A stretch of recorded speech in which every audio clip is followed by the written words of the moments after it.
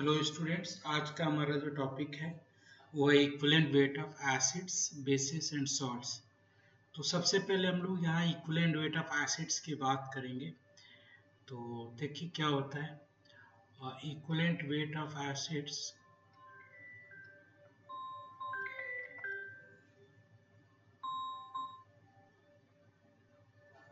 Equivalent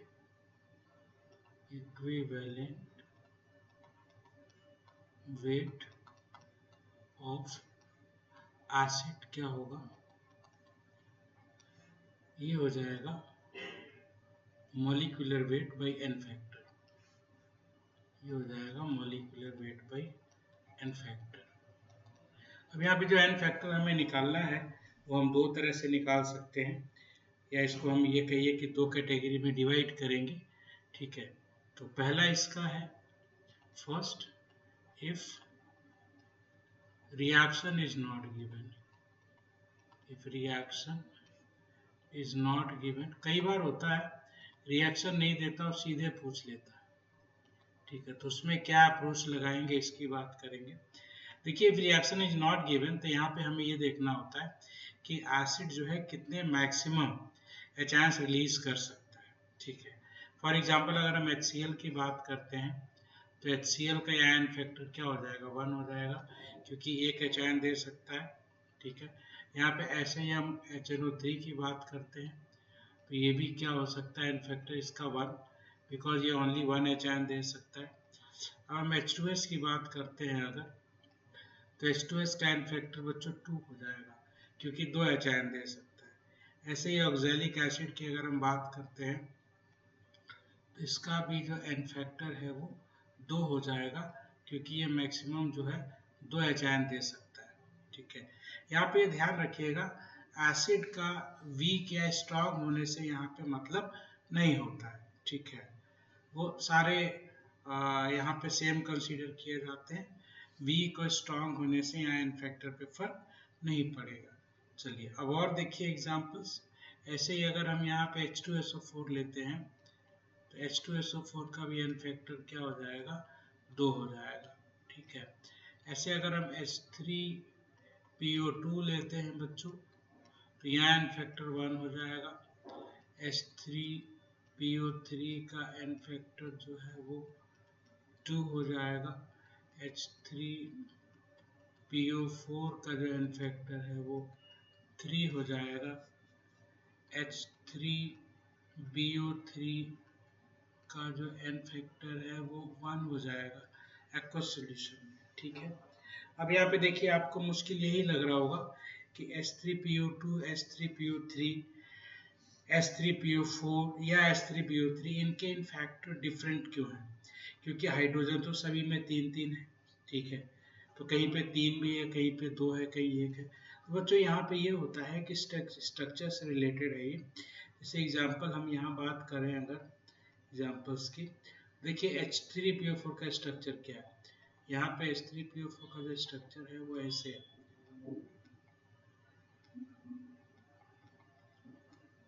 ऐसे है। ठीक है, H3PO3 का स्ट्रक्चर जो है वो चेंज हो जाएगा थोड़ा।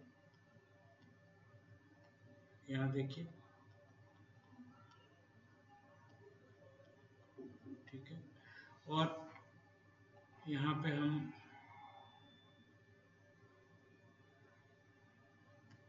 आ जाते हैं H3PO3 का। तो मैं यहाँ पे लिख दे रहा हूँ ये किसका स्ट्रक्चर है। इसे ये जो था वो H3PO2 का था। ठीक है, ये जो है वो H3PO3 का है। ठीक है, देखिए अंडरलाइन भी कर दे रहा हूँ। और यहाँ पे देखिए आगे H3PO4, H3PO4 HOPOH OH double bond O। यहाँ देखिए इसका एन फैक्टर 1 है, इसका एन फैक्टर 2 है, और यहाँ पर एन फैक्टर 3 है। ठीक है, क्योंकि यहाँ पे क्या है, H3PO2 में एक ही हाइड्रोजन है जो ऑक्सीजन से कनेक्टेड है। ठीक है, आप इसको देखिए ये वाला, और नीचे में 2 हाइड्रोजन है जो ऑक्सीजन से कनेक्टेड है, तो यहाँ पे इन्फेक्टेड 2 हो जाएगा। ठीक है, और अगर हम अगले में बात करें तो यहाँ पर देखिए जो इन्फेक्टर है वो 3 है, क्योंकि 3 OH है जो ऑक्सीजन से कनेक्टेड है, क्योंकि यही वो हैं जो रिएक्शन करते हैं बेस के साथ, क्योंकि ऑक्सीजन से जुड़ा है, यही कनेक्टेड है, जो कनेक्टेड है यही एसिडिक है। ठीक है, अच्छा देखिए इसके बाद H3BO3 है, उसका अलग है हिसाब। H3BO3 की अगर हम बात करें तो इसका इन्फेक्टर 1 कैसे है, देखिए H3BO3 जो है ऐसे होता है, बी आप ऐसे ले लो इसका स्ट्रक्चर, OH है, ये OH है, यहाँ पे आप इसकी वाटर से रिएक्शन कराइए, तो वाटर से जब आप रिएक्शन कराओगे तो वाटर ऐसे ब्रेक होता है, और ये आपका जाके लोन पेयर इसको दे देगा अपने बोरॉन को, तो ये क्या बन जाएगा, बोरॉन ऐसे OH OH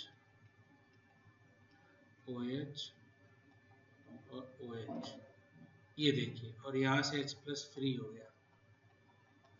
तो आप देखिए जो आपका बोरिक, ये आपका H3BO3 है, ये वाटर से रिएक्शन करके एक एचायन रिलीज कर रहा है, इसलिए इसका इन्फेक्टर 1 है।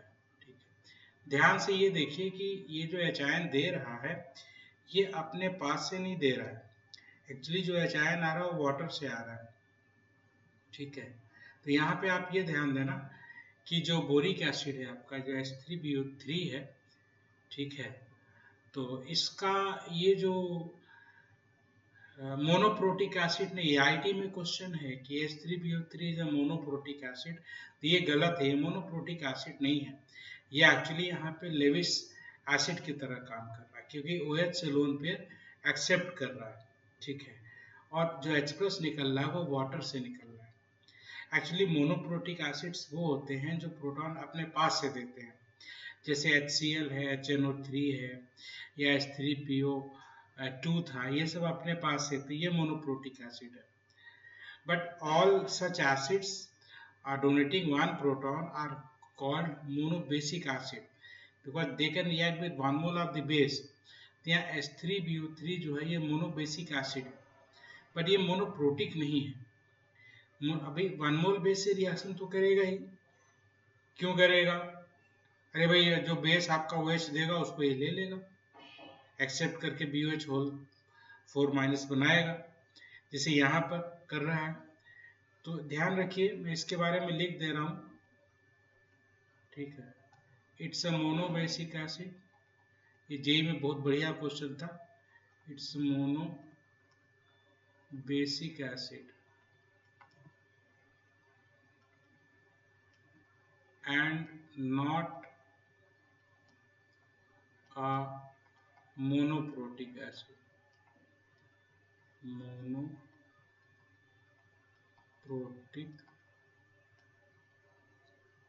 monoprotic acid, ये मोनोप्रोटिक एसिड नहीं है बट मोनोबेसिक है। ठीक है, आई होप समझते होंगे आप मोनोप्रोटिक देखो, all monoprotic acids are monobasic also, but all monobasic acids are not monoprotic like H3BO3। ठीक है, तो इसको ध्यान रखिएगा बच्चों। ठीक है, तो देखिए ये हमारा फर्स्ट पार्ट था, इसमें हमको रिएक्शन नहीं दिया है, इसमें रिएक्शन नहीं दिया। अब हम कंसीडर करते हैं सेकेंड केस, व्हेन रिएक्शन दिया होगा जब। ठीक है, तो हम रिएक्शन के अकॉर्डिंग गेस करेंगे। यहाँ पे देखिए, when reaction is given, when reaction is given, जब रिएक्शन दिया है तब। अब जब रिएक्शन दिया है तो हम देखेंगे पर मोल ऑफ द एसिड कितने प्रोटॉन रिएक्शन कर रहे हैं। ठीक है, जैसे मैं एक एग्जांपल लेता हूँ, देखिए H2S है, H2S है, अगर हम इसकी रिएक्शन NaOH से कराते हैं और यहाँ प्रोडक्ट जो बनता है वो बनता है NaHS बनता है, ठीक है, प्लस वाटर।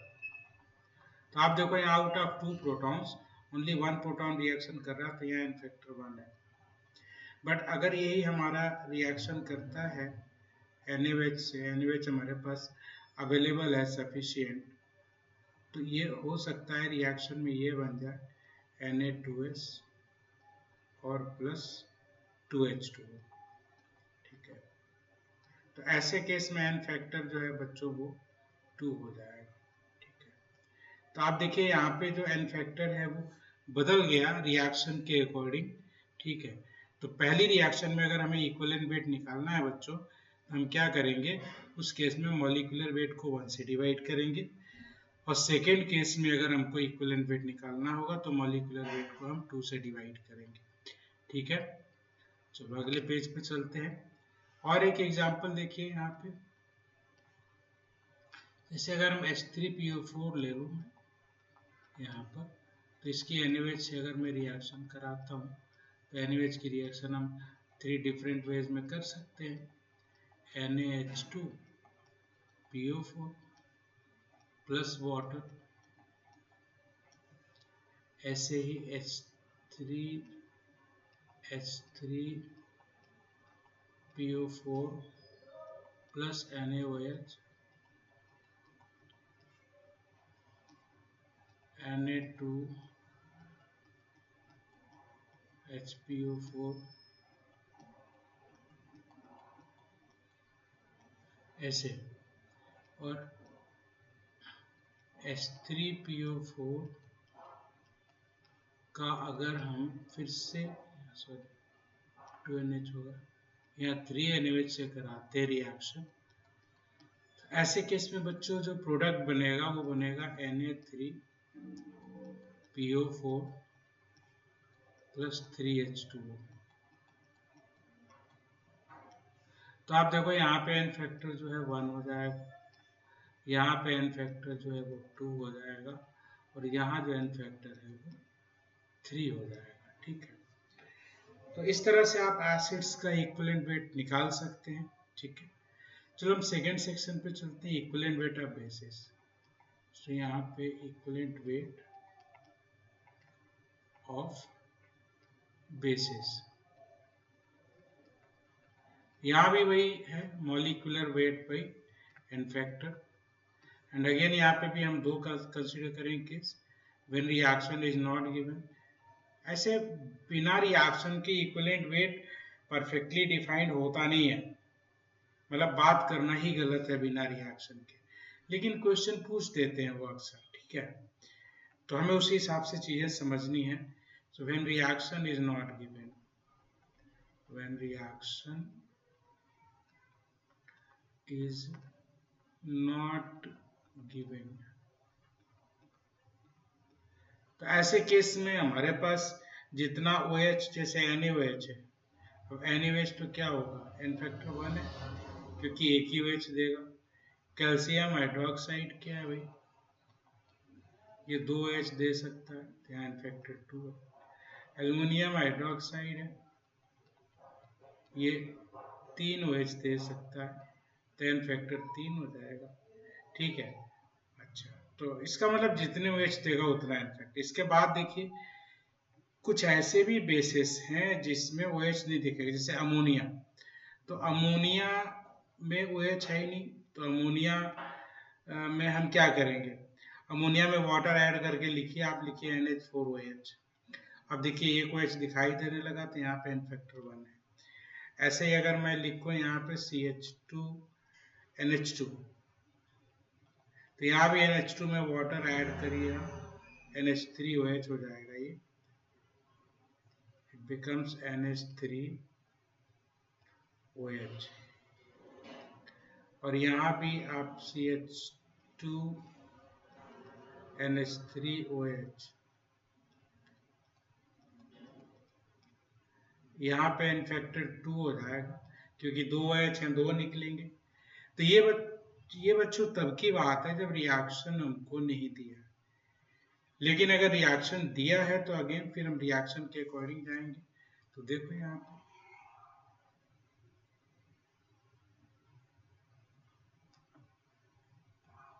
रिएक्शन अगर हमको दिया होगा तो हम कैसे करेंगे, देखिए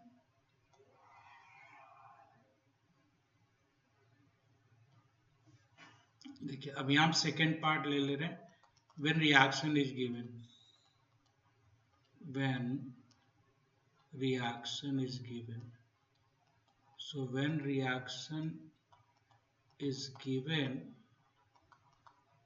तो ऐसे केस में देखिए जैसे हमारे पास है भाई C6H5NH3OH, तो यहाँ पर तो भाई ये OH है ये एक, तो n फैक्टर 1 ही होगा, रिएक्शन दिया हो और चाहे ना दिया हो। लेकिन देखिए अगर पहले इसको देख लीजिए C6H5NH3Cl, NH3Cl, तो यहाँ देखिए n फैक्टर 1 हो गया। लेकिन अगर सपोज करिए ये हमारे पास है CH2OH, ये भाई हमारे पास इसमें 2 OH है, तो यहाँ पे तो रिएक्शन पे डिपेंड करता है ना कि हम HCl से रिएक्शन कराते हैं, तो अगर इसने रिएक्शन एक ही से किया, जैसे सपोज करो ये CH2OH, थोड़ा गलत हो गया भाई, एक मिनट रुको इसको ठीक कर दें, ये CH2NH3OH होगा ऐसे, और ये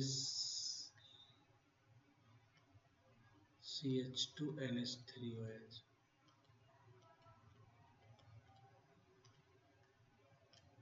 ठीक है। तो ऐसे केस में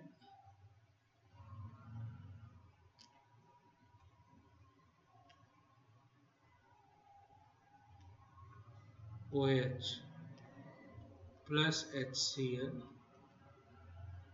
तो ये बन गया जी CH2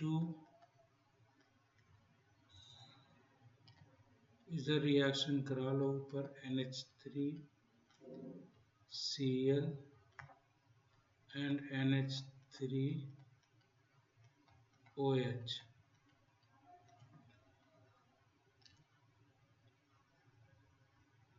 ठीक है। तो यहाँ देखिए n फैक्टर 1 हो जाएगा क्योंकि एक ही OH ने रिएक्शन किया।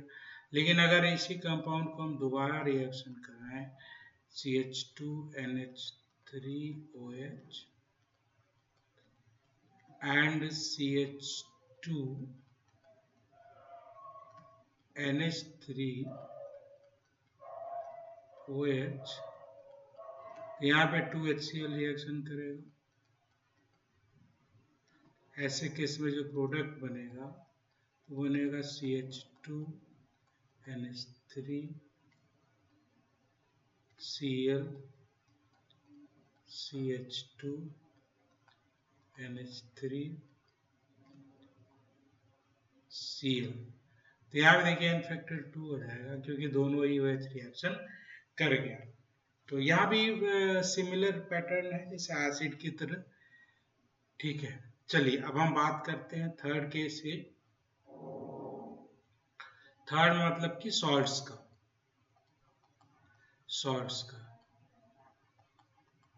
सॉल्ट्स का इक्विवेलेंट वेट कैसे निकालेंगे, तो यहाँ पे फॉर्मूला तो बेसिक वही है, molecular weight by n factor.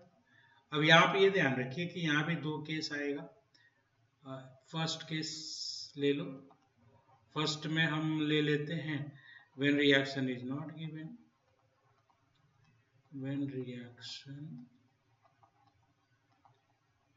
is not given,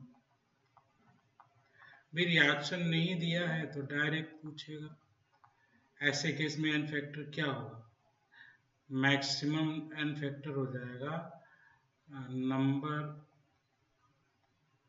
of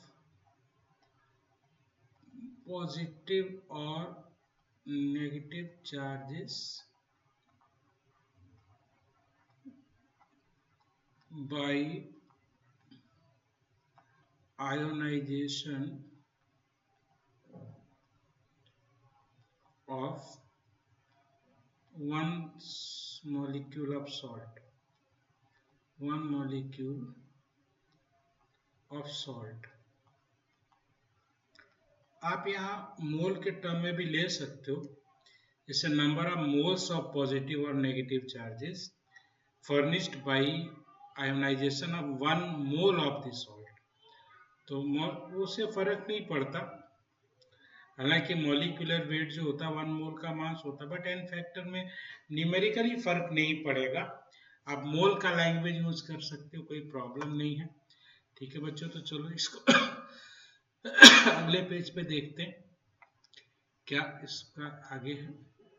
देखिए आगे, देखिए यहाँ पे जैसे एग्जाम्पल देखिए, यहाँ पे मैंने कहा जी NaCl है। अब NaCl तो आयोनाइजेशन पे एक ही प्लस या एक माइनस देगा, तो एन फैक्टर 1 हो गया। कैल्शियम क्लोराइड है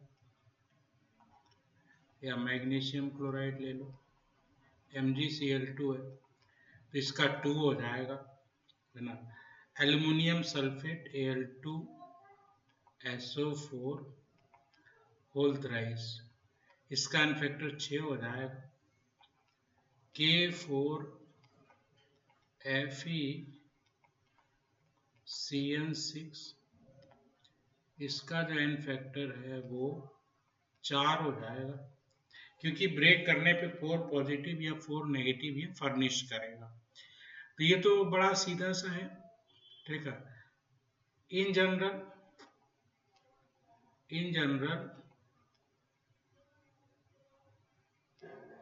फॉर सॉल्ट AxBy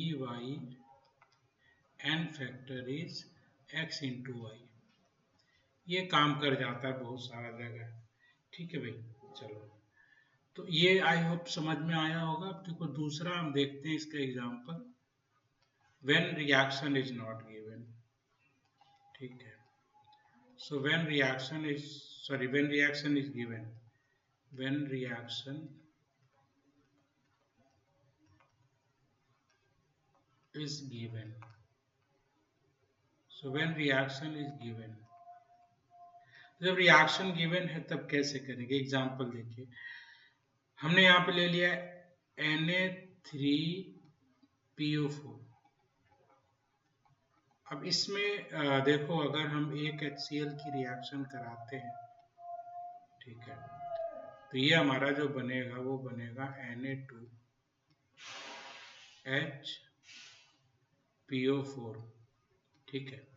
अच्छा, ऐसे केस में अब क्या होगा बच्चों कि आप देखो कि पहले 3 सोडियम था, एक सोडियम चला गया, रिप्लेस हो गया, उसने NaCl बनाया, तो हम क्या करेंगे, मिलाएंगे, मैच कराएंगे इसको। मतलब Na3PO4 किस में जा रहा है, Na2HPO4 में, ठीक है। तो आप देखो 3 सोडियम से 2 सोडियम बचा, एक सोडियम रिप्लेस हो गया, तो यहाँ पे Na3PO4 जो है इसका पर मोल ऑफ द सॉल्ट कितने मोल चार्ज एक्सचेंज हो रहा है। एक सोडियम गया तो उसके बदले में एक हाइड्रोजन आया ना, ये वाला देखो, तो एक्सचेंज ही हुआ हाइड्रोजन से, तो यहाँ एन फैक्टर हो जाएगा 1, ठीक है। अच्छा, अगर देखो मैं अगर इसी में रिएक्शन कराऊं, Na3PO4 है और यहाँ पे मैं ले लूं 2HNO3, तो यहाँ पे बनेगा NaH2PO4 प्लस 2NaNO3, तो यहाँ एन फैक्टर बच्चों हो जाएगा 2, ठीक है। यहाँ एन फैक्टर हो जाएगा 2, क्योंकि यहाँ 3 में से 2 सोडियम चला गया, एक सोडियम बचा, तो पर मोल of the salt 2 moles of positive charge क्या हुआ, एक्सचेंज हुआ, ठीक है। ऐसे हो जाएगा, ठीक है।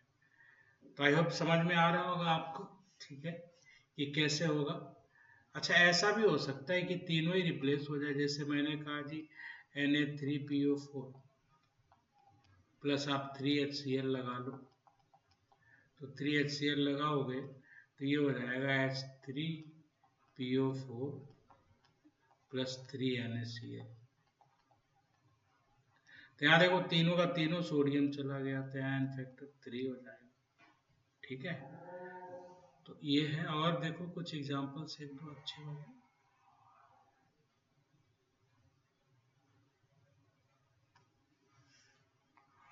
तो यहाँ पर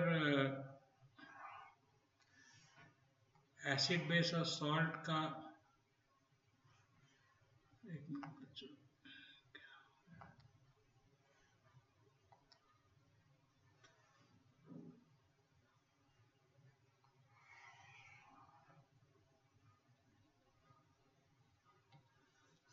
देखिए यहाँ से और कुछ एग्जांपल्स देखिए। जैसे मैंने कहा जी K4 FeCN6 है, FeCN6 है,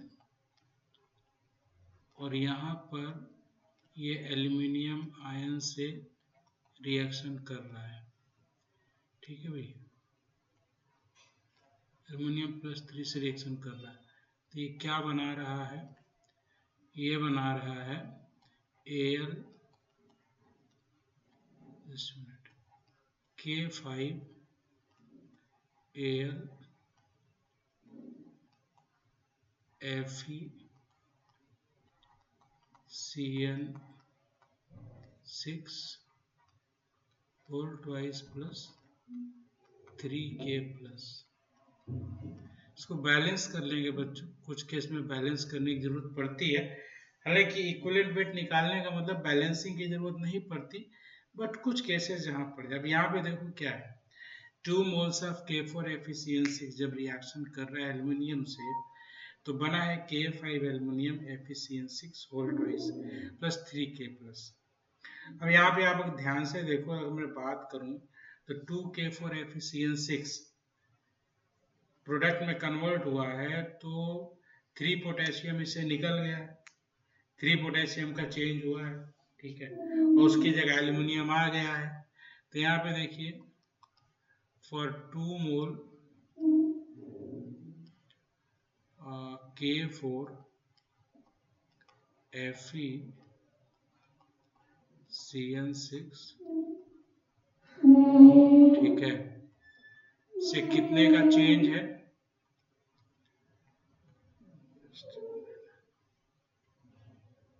से कितने का चेंज है, so it changes to +3 charge +3।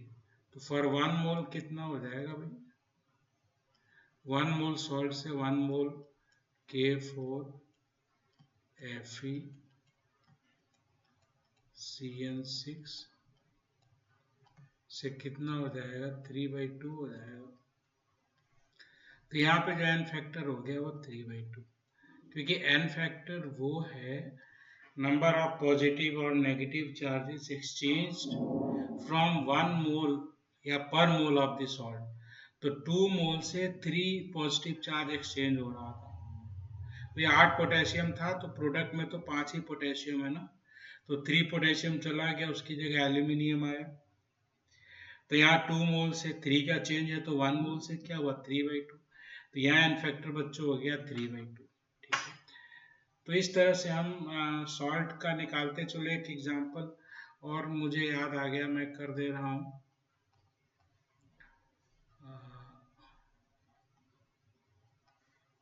उसमें है BaCl2 प्लस Na3PO4, ये हमारे पास 2 रिएक्टेंट है, और इसका जो प्रोडक्ट बनेगा Ba3PO4 whole twice plus 6 NaCl, ऐसे। तो इसको बैलेंस कर लें 3 और यहाँ पे 2।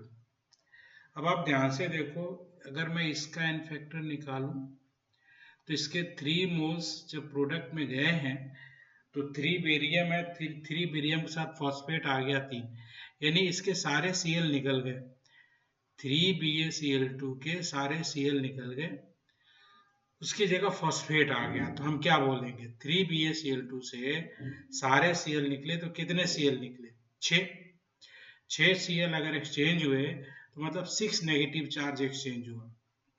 पर जो 6 नेगेटिव चार्ज एक्सचेंज हुआ वो 3 मोल से हुआ है, तो 1 मोल से कितना होगा 6/3, तो यहाँ पे n फैक्टर हो जाएगा 2।